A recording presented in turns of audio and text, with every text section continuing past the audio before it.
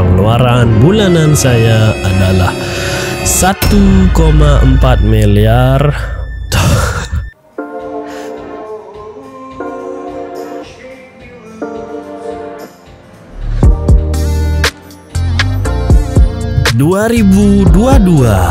Tidak seperti YouTuber lain yang membahas berapa penghasilan mereka di 2021, saya memilih mengangkat topik yang sedikit berbeda, yaitu berapa banyak pengeluaran saya selama 2021. Saya juga sudah saya bagi per kriteria ya, per segmen pengeluarannya, mulai dari kepentingan keluarga, lalu ada kepentingan basic, kebutuhan dasar ya.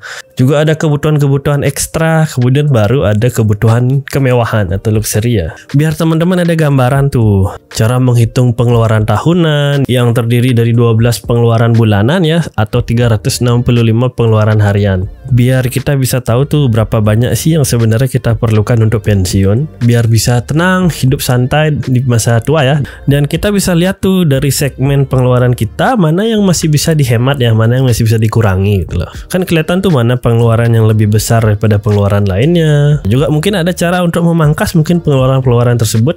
Kita bahas sama-sama di video ini ya. Sebelum saya mulai, saya minta like dan subscribe-nya dulu. Ini ilmu mahal dan ini memiliki dampak yang besar banget nih, terutama buat teman-teman yang lagi mengejar kebebasan finansial atau financial freedom-nya ya. Bahkan kalau saya boleh jujur, ini pondasi utamanya. Mulai dari cara berhemat atau frugal living ya, kemudian untuk cara mengatur keuangan atau yang lebih dikenal dengan budgeting ya. Tanpa mengenal pondasi ini, sebaiknya nggak usah muluk-muluk ya, nggak usah muluk-muluk menabung, berinvestasi, membahas investasi reksadana, saham dan lain sebagainya kalau belum mengenal pondasi ini. Untuk setiap like dan subscribe-nya saya ucapkan terima kasih, terima kasih, terima kasih, terima kasih. Terima kasih. Nah, ini kebetulan untuk bulan Januari 2021 saya belum membagi kriteria pengeluaran saya ya. Jadi masih dijadikan satu. Jadi untuk bulan Januari pengeluarannya sekitar 112 juta. Ya, it's a lot. Tapi itu belum seberapa dibandingkan dengan pengeluaran bulan Februari 2021, yaitu sekitar 191.499.000 rupiah. Iya banyak ya. Karena kan bulan-bulan tuh saya lagi renovasi rumah sih kalau nggak salah. Saya lagi renovasi rumah saya yang di Bali, rumah yang saya tempati ya gitu. Jadi ya agak lumayan.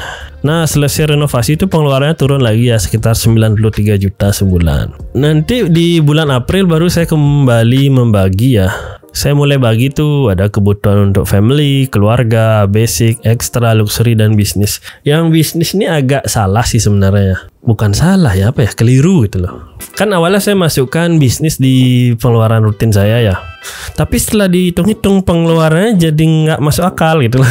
Jadi wow gitu loh. Jadi ya nggak kayak pengeluaran manusia normal jadinya gitu. Karena kan pengeluaran perusahaan. Lagi pula perusahaan saya sudah punya manajer, sudah punya akuntan sendiri ya. Tapi bisnis di sini tetap saya masukkan untuk pengeluaran-pengeluaran kecil, petty cash lah istilahnya. Misalnya untuk beli modal, beli kamera untuk YouTube, itu beli lighting untuk YouTube, itu ya saya masukkan untuk usaha ya, walaupun nggak terkait dengan PT perusahaan saya, tapi ini kan namanya juga usaha kan, saya masukkan sebagai modal lah, beli komputer segala macam itu. Ataupun pengeluaran-pengeluaran kecil lainnya yang memiliki kepentingan untuk usaha itu saya masukkan di sana. Ya walaupun di total ya tetap sih pengeluarannya sekitar 120.881.000. Ini untuk bulan April ya. Mei juga sekitar 169 juta. Bulan Mei ini bisnisnya agak besar. Saya beli apa nih bulan Mei ya? Oh, di bulan Mei ini saya ada trading. Mau bulan Mei itu saya mulai ini ya, saya mulai main ATG kalau nggak salah ya.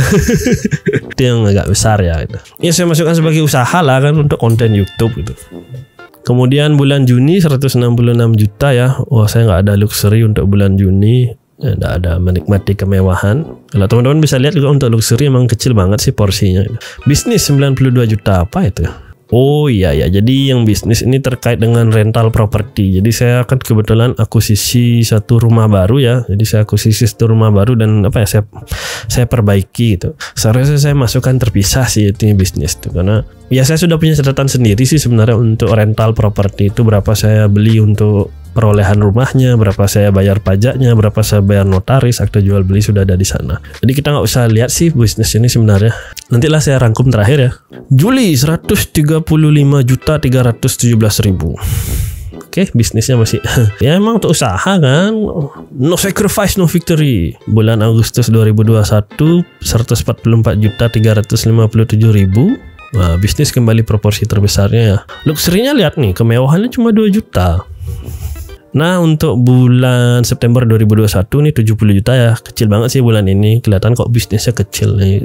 Kayak saya udah mulai sadar ya, saya nggak masukkan kembali ke bisnis gitu. Oktober 2021 27 juta untuk bisnis. Jadi totalnya 83 juta ya, kembali hemat. Kemudian di bulan November 103 juta. Ini proporsi bisnisnya ya mungkin petty cash aja sini. Udah mulai sih saya pisahkan banget nih. Di bisnis udah nggak masuk ke sini. Family ini biasanya untuk kebutuhan anak, kebutuhan istri saya selalu masukkan di family ya, atau kebutuhan keluarga besar saya masukkan di sana juga. Kalau basic ya kepentingan untuk makan sih sebenarnya nih. Jadi kalau makan sekeluarga pun, atau misalnya makan di luar di restoran saya masukkan ke basic gitu. Ekstra nih ya misalnya untuk clothing, baju, bensin saya masukkan di ekstra sih sebenarnya. Nah, luxury-nya lumayan mahal nih 36 juta nih apa nih? Oh, saya bayar plat mobil. DK9 nya udah habis ya. Jadi harus perpanjang dulu kan. November dan terakhir adalah Desember. Oh, Desember saya juga cuma 78 juta ya, which is lumayan hemat banget ya kalau dibandingkan yang bulan-bulan sebelumnya itulah. Tapi kembali ini luxury-nya udah mulai ya kan Desember ya. Desember kan luxury man. Total 12 bulan pengeluaran bulanan saya adalah 1,4 miliar 1.469.675.439 rupiah. Nah, kalau sebenarnya dikurangi yang kepentingan bisnis itu kan udah namanya kepentingan pribadi ya. Pribadi itu saya masukkan basic, ekstra dan luxury. Ini cuma 399.110.214 rupiah. Rata-rata sebulan 33.200 gitu. Ini kan ada bulan Januari sampai Maret saya nggak saya bagi tuh. Jadi yang mana family, basic, extra, luxury. Setelah saya bagi kan ada yang family total selama 9 bulan ya, karena kan dihitung dari bulan April ya. April, Mei, Juni, Juli, Agustus, September, Oktober, November, Desember, 9 bulan. Total untuk pengeluaran family adalah 361 juta, basic 89 juta, extra 147 juta, dan luxury 81 juta. Ini bisnis ya udahlah kita nggak buat terpisah aja. Saya berusaha sih untuk memantau berapa sih pengeluaran bisnis itu emang ya pasti gede-gede banget lah. Apalagi kalau saya masukkan pengeluaran untuk seperti pengeluaran PT, bayar pajak, gaji karyawan tuh gede banget sih itu. Nggak usah lah dimasukkan ya. Jadi pengeluaran pribadi saya selama setahun yang saya hitung adalah basic, extra dan luxury adalah 423.594.192 rupiah. Hampir setengah miliar sih. Dan total pengeluaran pribadi sebulan adalah 35.299.516 rupiah. Kan mirip-mirip ya. Ini mirip-mirip kan 33 dan 35. Saya buat raport untuk diri saya sendiri ya. Dimaksudkan dengan raport itu kalau saya bisalah sebulan tuh kan kisaran 35 juta ya. Anggaplah 30 sampai 40 juta sebenarnya raport kuning. Tapi kalau raport hijau artinya yang bagus itu pengeluaran bulanannya adalah di bawah 30 juta. Raport merah kalau sampai sebulan pengeluaran pribadi saya lebih dari 40 juta. Ini cukup unik sekali karena saya lihat pengeluaran saya di 2020 ya.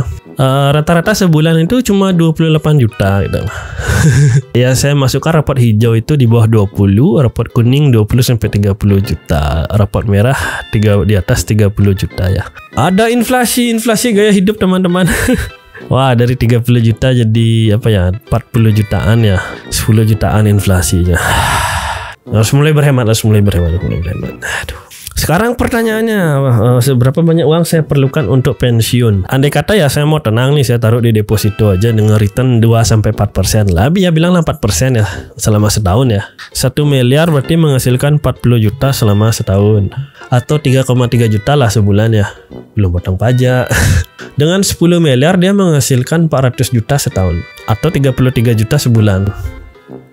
10 miliar oke. Jadi dengan pengeluaran 35 juta sebulan ya kurang lebih saya perlu 10 miliar ya di tabungan deposito. Atau misalnya saya taruh di SSF, Secure Investable Fund. Jadi kan SSF itu 8% setahun ya sekitar segituan lah. Jadi saya perlu sekitar 5 miliar untuk tenang gitu. Dari returnnya bisa memenuhi kebutuhan bulanan saya. Atau saya taruh di cuan sesat yang ngasilin 10-15% sebulan. Saya tinggal naruh 350 juta aja. Nah, 350 juta sebulan dapat 35 juta ya, 10% ya. Dan pertanyaan lanjutannya, apakah saya punya uang segitu? Rahasia. Nggak boleh buka-buka sejauh itulah. Rahasia. Sebaiknya kita atur aja proporsinya ya. Kita atur proporsinya dari yang low risk, low return, kita taruh sebagian besar di deposito. Kemudian bisa aja yang moderate ya, kita taruh di reksadana. Nanti kalau mau yang high risk bisa aja taruh di saham kan. Saham tuh returnnya 25-40% setahun. Tapi lihat drawdownnya juga ya. Atau sekian persen taruh ya di cuan sesat. Nggak sih, kalau emang cuan sesat bisa bertahan seumur hidup kan enak sekali ya. Kan gampang, cuma dia ada ngasilin 10-15% sebulan. Jadi kalaupun saya perlu 100 juta, saya tinggal taruh 1 miliar aja kan, itu udah tenang kan, nggak perlu mikir apa-apa lagi. Cuma ya saya tahu resikonya ya, kalau namanya yang super high risk ya, investasi super high risk itu pasti ada resiko untuk scam, penipuan, ataupun nanti ya margin call dan lain sebagainya. Itu semua harus diatur, di manage dengan baik, kalau nggak ya rugi jadinya gitu loh. Ya intinya saya harap teman-teman bisa mengatur strategi dengan informasi yang saya berikan ini. Karena apa ya? Karena kebebasan finansial untuk setiap orang itu kan target dan tujuannya beda-beda gitu loh. Oh, saya kan perlu 35 juta sebulan, 400 juta setahun. Teman-teman mungkin nggak perlu sebanyak itu gitu. Ya, dan kalau saya bisa menghindari inflasi gaya hidup, misalnya saya biarkan seperti itu sampai saya pensiun, biasanya nih menurut beberapa riset ya, kalau kita sudah pensiun, pengeluaran kita tuh biasanya 40% lebih rendah gitu loh. Kalau udah pensiun ya gitu. Anggaplah kita udah established, sudah ada rumah segala macam, habis itu kan anak-anak juga sudah kerja, sudah mandiri hidupnya masing-masing. Jadi kan pengeluaran kita otomatis berkurang juga. Tetap jaga kesehatan, karena nanti pengeluaran terbesar saat kita pensiun tentu saja adalah kesehatan. Kalau punya asuransi, oke lah, asuransi kan bagus sekali ya. Saya masukkan asuransi itu sebenarnya sebagai kebutuhan family, keluarga ya. Karena bahkan benefitnya memang untuk keluarga itu. Jadi kalau saya sampai kenapa-kenapa, kan uangnya semua untuk keluarga juga gitu. Ataupun kalau saya sampai sakit, keluarga sampai sakit, semua ditanggung 100% tuh. Nggak, saya di sini tidak disponsori oleh pihak manapun. Jangan sampai tabungan kita udah nabung susah-susah malah habis untuk pengeluaran biaya pengobatan segala macam gitu loh. Ya kalau bisa investasi di kesehatan itu seperti apa? Makan yang teratur, olahraga yang rajin, tidur yang cukup itu. Alangkah bagusnya bisa seperti itu. Ya udah, semoga semua sehat selalu. Semoga 2022 ini jadi tahun keberuntungan buat kita semua. Dadah.